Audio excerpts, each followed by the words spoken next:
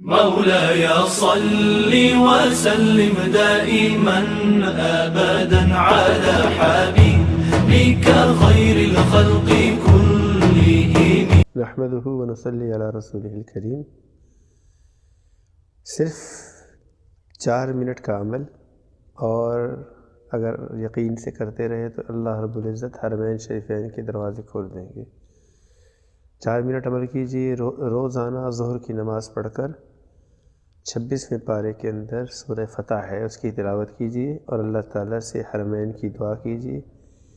اللہ پاک انشاءاللہ انشاءاللہ انشاءاللہ بار بار حرمین شریفین کی زیارت کی سعادت حاصل کروائیں گے، توفیق عطا فرمائیں گے، اسباب مہیا فرمائیں گے.